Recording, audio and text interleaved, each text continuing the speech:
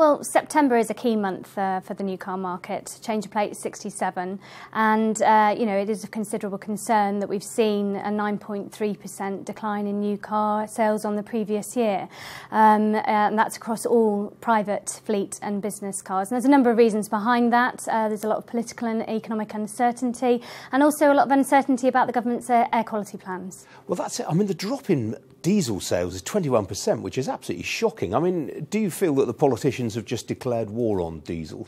Well, I think there's a lot of consumer concern over diesel, and there shouldn't be. The latest new Euro 6 diesel cars are cleaner than ever before.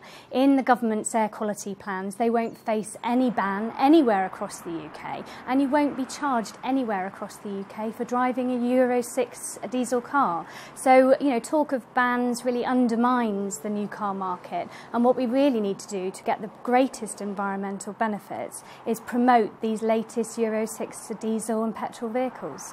What about these comments that Michael Gove made where he said he wanted to see all petrol engines off the roads by 2040? Do you think that's had a contributory effect? Well, I think there is a lot of confusion over air quality. I think what's clear is in 2040 we'll be in a very different car market. Conventional petrol and diesel engines probably won't be there anyway. There'll be some sort of hybrid and there'll be lots more electric. But what's clear is for the foreseeable future, and certainly for the next decade or so, petrol and diesel vehicles are still going to be the majority fuel type, and consumers shouldn't be concerned about buying these latest Euro 6 vehicles. What about the rest of the year? Do you see any signs of improvement?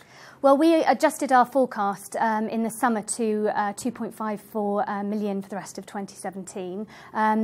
We hadn't anticipated quite the decline that we've seen in September, so it may well be that is adjusted further for the rest of 2017, but we'll have to see. And that's why we're urgently calling on government really to give clarity around our future relationship with Europe. Don't forget, a lot of the cars that we buy today are imported from Europe, and it's essential that we understand our future trading relationship, which will give confidence to consumers and businesses to make major purchases.